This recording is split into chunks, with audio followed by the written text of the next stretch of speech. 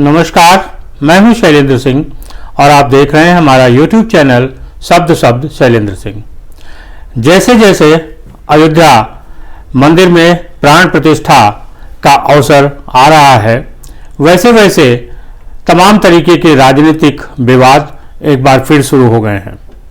मंदिर बनने के बाद ये समझा जा रहा था कि अब किसी तरीके का विवाद नहीं होगा, लेकिन जैसे ही मंदिर के प्राण प्रतिष्ठा की तारीख आ रही है, जो उद्घाटन होना है मंदिर का, उसकी तारीख आ रही है अगले साल 22 जनवरी को, वैसे वैसे तमाम तरीके के विवाद खड़े हो गए हैं। अब विवाद इस बात को लेके है कि आखिर उस समारोह में किसको बुलाया जा रहा है और किसको नहीं। बारे में जो सबसे बड़ी प्रतिक्रिया आई वो उस समय आई जब राम जन्मभूमि जो तीर्थ न्यास है उसके अधिकारी चंपत राय ने ये कहा, डॉक्टर मुरली मनोहर जोशी और लाल कृष्ण आडवाणी को न्योता दिया गया और उन्हें ये सलाह दी गई कि चूंकि उनकी उम्र 96 साल और 90 साल है, लिहाजा उम्र को देखते हुए वो इस कार्यक्रम में अब आने का विचार छोड़ दें। और ये बात लाल कृष्ण आडवाणी और डॉक्टर मुरली मनोहर जोशी दोनों को समझ भी आई और दोनों ने सहमति दी कि वो इस कार्यक्रम में नहीं आएंगे। अब इसके बाद विपक्ष को और जो भाजपा विरोधी, राम मंदिर विरोधी लोग थे, उनको एक मौका मिल गया। जो लोग कभी आडवाणी और मुरली मनोहर जोशी के खिलाफ थे, कभी उनको फूटी आंखों ये दोनों लोग नहीं सुहाते थे, क्योंकि ये राम मंदिर के प्रेरणा स्रोत थे। राम मंदिर आंदोलन जब शुरू हुआ तो लाल कृष्ण आडवाणी ने सोमनाथ से लेके अयोध्या तक की यात्रा 2 चरणों में निकाली थी। आखिर वो चरण पूरे नहीं हुए और बिहार में उनको नजरबंद कर लिया गया था। उनकी यात्रा के बाद सोमनाथ से अयोध्या तक की जो यात्रा लाल कृष्ण आडवाणी ने की थी, उसके बाद मंदिर आंदोलन बड़ी तेजी से आगे बढ़ा था। ये कहा गया विपक्ष के द्वारा कि जिन लोगों ने मंदिर निर्माण में इतनी महत्वपूर्ण भूमिका अदा की, उनको नजरअंदाज किया जा रहा है। लेकिन भारतीय जनता पार्टी के नेताओं ने ये साफ किया कि उन लोगों की खुद मंशा है कि वो वहां नहीं आ सकते, क्योंकि स्वास्थ्य कारण है और भीड़ में किसी तरीके की समस्या खड़ी हो सकती है। लेकिन विपक्ष के लोग ये मांग बार बार करते रहे कि आखिर वो क्यों नहीं बुलाए जा रहे हैं। विपक्ष को ये लग रहा था कि ये मुद्दा उनके हाथ लग गया है और इस मुद्दे के जरिए वो जो मंदिर आंदोलन से जुड़े पुराने लोग थे, उनको कहीं ना कहीं भड़काने का काम कर लेंगे, एक माहौल को खराब करने का काम करेंगे। आपने जो लोग गांव की शादियों वगैरह को देखते रहे होंगे या गांव के रहने वाले होंगे, उनको पता होगा कि जब गांव में शादी होती थी तो कुछ लोग ऐसे होते थे जिनका काम, यूं तो वो साथ दिखते थे, लेकिन उनका काम होता था कि बारात में या शादी समारोह में किसी तरीके की कोई ऐसी विघ्न बाधा पड़ जाए, खाना कम पड़ जाए या कोई अव्यवस्था हो जाए, जिससे कि वो बाद में मजाक उड़ा सके। विपक्ष भी इसी तरीके और इसी फिराक में था, लेकिन ये दांव उल्टा पड़ गया। उल्टा कैसे पड़ा? राम जन्मभूमि जो तीर्थ है न्यास, उसमें विपक्ष के भी नेताओं को न्योता दिया और उसमें सबसे पहला जो न्योता था वो पूर्व प्रधानमंत्रियों को था, जो प्रधानमंत्री होने के नाते, और उसके बाद जो न्योता था वो दूसरी सबसे बड़ी पार्टी कांग्रेस को दिया गया। कांग्रेस में सोनिया गांधी और जो राष्ट्रीय अध्यक्ष है मल्लिकार्जुन खड़गे, दोनों को न्योता दिया गया। अब ये सवाल पूछा जाने लगा कि क्या सोनिया गांधी राम मंदिर के इस आमंत्रण को स्वीकार करते हुए उस समारोह में हिस्सा लेंगी? सोनिया गांधी की तरफ से कोई भी आधिकारिक बयान नहीं आया, लेकिन कांग्रेस के नेताओं ने उसका एक जो कहते हैं ना बचाव तैयार करना शुरू कर दिया है। कांग्रेस के नेता आप बीट जो बातचीत होती है उसमें उनका कहना है कि अगर मंदिर का उद्घाटन यानी जो समारोह है उसमें राष्ट्रपति द्रौपदी मुर्मू या पूर्व राष्ट्रपति कोविंद साहब को बुलाया गया होता तो सोनिया गांधी जरूर शामिल होती। यानी सोनिया गांधी अगर राम मंदिर आना चाहती हैं तो वो शर्तों के साथ आएंगी कि अगर उद्घाटन फला व्यक्ति करेगा तब हम आएंगे, अन्यथा नहीं आएंगे।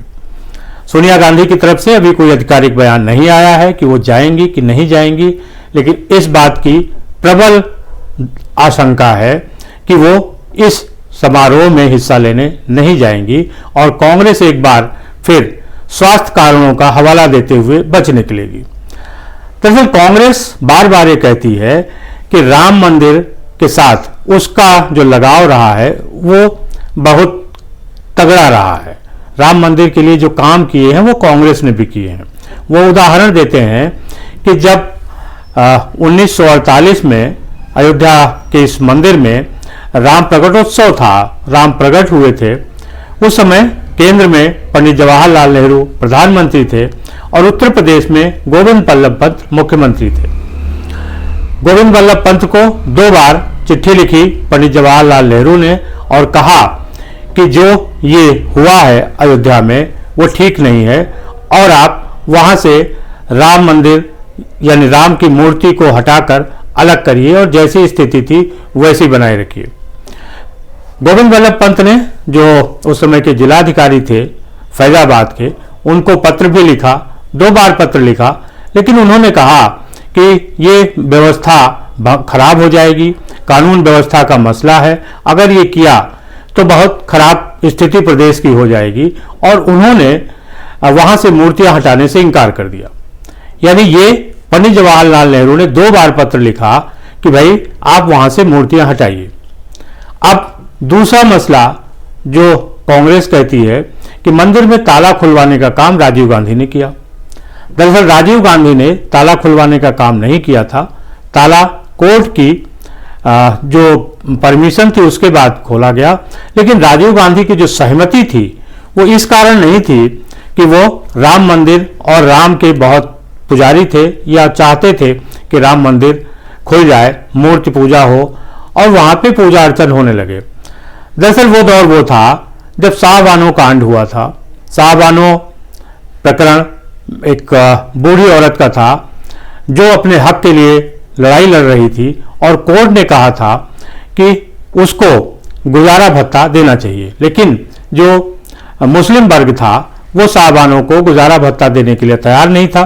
उसने सरकार पे दबाव बनाया और तब राजीव गांधी ने शाहबानो प्रकरण में संसद में एक विधेयक पेश किया और जो आदेश कोर्ट का, सुप्रीम कोर्ट का जो आदेश था उसको पलट दिया और गुजारा भत्ता देने से इनकार कर दिया। उस स्थिति में कांग्रेस के जो नेता थे उन्होंने राजीव गांधी को समझाया कि आपने मुस्लिमों के लिए कर दिया है, अगर हिंदुओं के लिए कुछ नहीं करेंगे तो स्थिति खराब हो जाएगी। और उस तब कोर्ट के आदेश के बाद जब ताला खुलने की स्थिति आई तो सारा श्रेय कांग्रेस ने खुद लेने की कोशिश की और ये कहा कि राम मंदिर का ताला राजीव गांधी के समय खुलवाया गया है। ये 2 उदाहरण हैं जो कांग्रेसी बहुत ही तेजी के साथ देते हैं, लेकिन उसके बाद भी राम मंदिर की यात्रा में बहुत सारे ऐसे पड़ाव थे जब कांग्रेस की सरकार थी, खासतौर से 2004 से लेके और 2014 तक। उस समय राम मंदिर के जो मुकदमा चल रहा था उसमें बहुत सारे ऐसे चीजें यहाँ सामने आई जहाँ पे कि कांग्रेस ने खुलकर इस बात का विरोध किया, यहाँ तक कि उन्होंने राम को काल्पनिक कहा। और जब 2019 में सुप्रीम कोर्ट ने राम मंदिर बनने का रास्ता खोला, उस समय भी उनके जो नेता थे और वकील थे कपिल सिब्बल, उन्होंने तर्क दिया कि चुनाव के बाद इस प्रकरण का फैसला आए, चुनाव से पहले ना आए। और आज भी जो कांग्रेस नेता हैं उदित राज, उनका कहना है कि राम मंदिर का शिलान्यास 2024 के जो लोकसभा है उसके बाद होना चाहिए, नहीं तो भारतीय जनता पार्टी इसका लाभ ले लेगी।